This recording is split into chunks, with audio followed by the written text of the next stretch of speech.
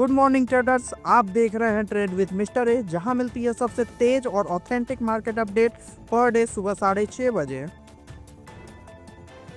चलिए शुरू करते हैं। आज की बिगेस्ट ग्लोबल ब्रेकिंग न्यूज है यूएस का मिलिट्री अटैक ऑन वेनेजुएला, जो अभी तक वर्ल्ड हेडलाइंस में है। यूएस ने 3 जनवरी की रात को वेनेजुएला के कैपिटल कैराकस और अदर एरियाज पर हैवी एयर स्ट्राइक्स किए हैं, जहां एक्सप्लोजन्स और फाइटर एयरक्राफ्ट की एक्टिविटी नोटिस हुई है। इसका नाम दिया गया था ऑपरेशन एब्सोल्यूट रिजॉल्व, जिसका मेन टारगेट था वेनेजुएला के प्रेसिडेंट निकोलस मादुरो और उनकी वाइफ को पकड़ना। यूएस प्रेसिडेंट ने खुद अनाउंस किया कि मिलिट्री ऑपरेशन में मादुरो और उनकी पत्नी को कैप्चर करके यूएस ले जाया जा रहा है और उनको न्यूयॉर्क में लाया गया, जहां उनके खिलाफ नार्को टेररिज्म और ड्रग ट्रैफिकिंग के सीरियस आरोप लगे हैं। ये चार्जेस पहले से ही यूएस में लगे हुए थे। रिपोर्ट्स बोल रही है कि इस अटैक में करीब 40 लोग मारे गए। इस ऑपरेशन के बाद इंटरनेशनल रिएक्शन भी बहुत जोरदार आए हैं। चाइना, ब्राजील और कई अन्य देशों ने इसे अंतर्राष्ट्रीय कानून का उल्लंघन बताया और यूनाइटेड नेशन सिक्योरिटी काउंसिल को इमरजेंसी मीटिंग के लिए बुलाया जा रहा है। यूएस कह रहा है कि इस स्टेप में नार्को टेररिज्म और रीजनल सिक्योरिटी थ्रेट्स के खिलाफ नेसेसरी एक्शन लिया जा रहा है। इसका आज स्टॉक मार्केट में काफ़ी इफेक्ट पड़ने वाला है दोस्तों। बस देखना है आज का मार्केट रिएक्शन। साथ ही कमोडिटी मार्केट में गोल्ड, सिल्वर और खासकर क्रूड ऑयल, सब पर हैवी इम्पैक्ट पड़ेगा इसका। आगे बढ़ते हैं। Private sector lender yes bank ने दिसंबर क्वार्टर के प्रोविजनल बिजनेस नंबर्स शेयर किए हैं और डाटा मिक्स्ड सिग्नल देता दिख रहा है। बैंक के loans and advances year on year 5.2% grow करके 2.57 लाख करोड़ के लेवल पर आ गया है। क्वार्टर ऑन क्वार्टर भी लोन्स में लगभग 3% ग्रोथ देखने को मिलती है, जो क्लियरली क्रेडिट पिकअप का साइन है। डिपॉजिट्स की बात करें तो यहाँ पिक्चर थोड़ी इंटरेस्टिंग है। ईयर ऑन ईयर बेसिस पर डिपॉजिट्स 5.5% बढ़े हैं, लेकिन क्यू ऑन क्यू थोड़ा सा डिप अराउंड 1.3% देखने को मिलता है। Certificates of deposits almost flat रहकर 990 करोड़ के आसपास है। आगे बढ़ने से पहले अगर आप अभी तक हमारे चैनल को सब्सक्राइब नहीं किए हैं तो जल्दी से सब्सक्राइब कर लें, ताकि आप कोई भी अपडेट मिस ना करें। आगे बढ़ते हैं। ओएनजीसी आज मार्केट में फोकस में बना हुआ है और वजह है वेनेजुएला पर यूएस अटैक्स। अब सवाल ये है, जब जियोपॉलिटिक्स हिटअप होता है तो सबसे पहले इम्पैक्ट किस पर आता है? एग्जैक्टली क्रूड ऑयल प्राइसेस पर। ओएनजीसी की सब्सिडरी ओएनजीसी विदेश लिमिटेड के जरिए कंपनी की वेनेजुएला में काफ़ी स्ट्रॉन्ग प्रेजेंस है। 40% स्टेक है पेट्रोलेरा साउथ अमेरिका में, 11% स्टेक है पेट्रो काराबोबो साउथ अमेरिका में और करीब 37.93% स्टेक है काराबोबो कंस्ट्रक्शन साउथ अमेरिका में।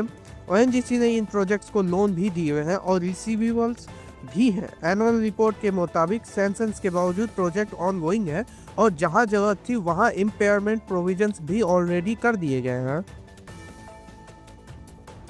सबसे पहले बात करते हैं state run lender bank of Baroda की। बैंक ऑफ बड़ौदा कल अपना Q3 बिजनेस अपडेट जारी करता है और नंबर्स वाकई में मैनेजमेंट गाइडेंस से बेहतर नजर आ रहे हैं। दिसंबर क्वार्टर में बैंक का लोन बुक 14.6% ग्रो करता है और पहुंच गया है करीब 13.43 लाख करोड़ तक। पिछले साल इसी क्वार्टर में ये फिगर था 11.73 लाख करोड़। सिक्वेंशियल बेसिस पर भी ग्रोथ मजबूत है, करीब 5.1%। अब यहाँ एक इंटरेस्टिंग पॉइंट है। मैनेजमेंट ने पहले गाइडेंस दी थी 11% से 13% ग्रोथ की, लेकिन एक्चुअल ग्रोथ उससे ऊपर निकलती है। आपको क्या लगता है, क्या ये बैंकिंग सेक्टर के लिए एक स्ट्रॉन्ग सिग्नल है? कमेंट में जरूर बताइएगा। डिपॉजिट्स की बात करें तो बैंक ऑफ बड़ौदा के डिपॉजिट्स भी 10.3% ईयर ऑन ईयर बढ़े हैं और अब ये है करीब 15.46 lakh crore. Domestic loan book growth भी हेल्दी दिखता है, करीब 13.54% ईयर ऑन ईयर, जो बढ़कर 10.95 लाख करोड़ हो गया है। वही रिटेल स्पेस से एक स्ट्रॉन्ग अपडेट आ रही है। दिसंबर क्वार्टर में एवेन्यू सुपरमार्ट्स की स्टैंड अलोन रेवेन्यू रही है करीब 17,612 करोड़, जो कि लास्ट ईयर के सेम क्वार्टर के 15,565 करोड़ से लगभग 13% ग्रोथ दिखलाती है। स्टोर्स की बात करें तो कंपनी के पास अब 442 स्टोर्स हैं। हाँ, नवी मुंबई का एक स्टोर अभी रिकंस्ट्रक्शन की वजह से टेम्पररी क्लोज्ड है, लेकिन ओवरऑल एक्सपेंशन स्टोरी इंटैक्ट दिख रही है। अब नजर बजाज फाइनेंस पर। बजाज फाइनेंस ने भी दिसंबर क्वार्टर का कंसोलिडेटेड बिजनेस अपडेट रिलीज किया है और नंबर्स काफ़ी स्ट्रॉन्ग लग रहे हैं।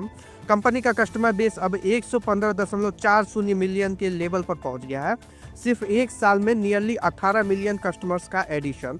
सिर्फ दिसंबर क्वार्टर में ही 4.76 मिलियन न्यू कस्टमर्स ऐड हुए हैं। लोन डिसबर्समेंट की बात करें तो new loans book 15% year on year grow करके 13.90 मिलियन हो गए हैं, जो डिमांड और डिस्ट्रीब्यूशन स्ट्रेंथ दोनों को रिफ्लेक्ट करता है। और सबसे important metric assets under management मतलब बजाज फाइनेंस का AUM 22% year on year jump करके अप्रॉक्स 4.86 लाख करोड़ हो चुका है। सिक्वेंसली भी 23,600 करोड़ का एक्सपेंशन सिर्फ एक क्वार्टर में देखने को मिलता है।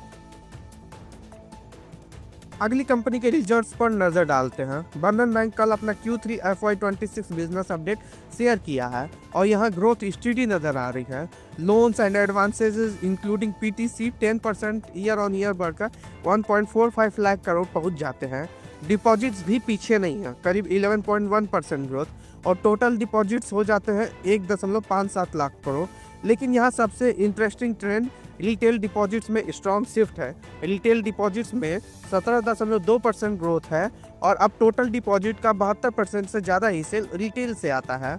हाँ, CASA बैलेंसेस में ईयर ऑन ईयर थोड़ी डिक्लाइन है, लेकिन क्या रिटेल फोकस लॉन्ग टर्म में बैंक के लिए पॉजिटिव साबित हो सकता है? अब चलते हैं रियल इस्टेट स्पेस की तरफ। शोभा लिमिटेड ने Q3 FY26 में अपनी highest ever quarterly real estate sales report की है, जो सेक्टर के लिए एक स्ट्रॉन्ग सिग्नल माना जा रहा है।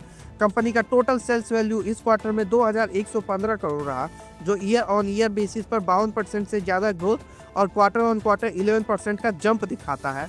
इसमें से 1818 करोड़ यानी ऑलमोस्ट 86% शोभा का आउन शेयर रहा। इस क्वार्टर में 1.37 मिलियन स्क्वायर फीट की न्यू सेल्स हुई है। और एक और इम्पॉर्टेंट अपडेट, शोभा ने मुंबई में अपना पहला प्रोजेक्ट शोभा NGO लॉन्च किया है, जिसके साथ कंपनी ने एक नए सिटी में ऑफिशियली एंट्री ले ली है। तो दोस्तों, आज की मार्केट अपडेट यही थी। कैसी लगी आपको ये खबरें? अपनी राय कमेंट सेक्शन में लिखना न भूलिए। और हाँ, अगर आप चाहते हैं कि आपको हर दिन ऐसी ही न्यूज मिलती रहे, तो चैनल को सब्सक्राइब कीजिए और बेल आइकन दबा दीजिए ताकि कोई भी अपडेट मिस न हो। मिलेंगे कल नए अपडेट्स के साथ, तब तक के लिए हैप्पी ट्रेडिंग।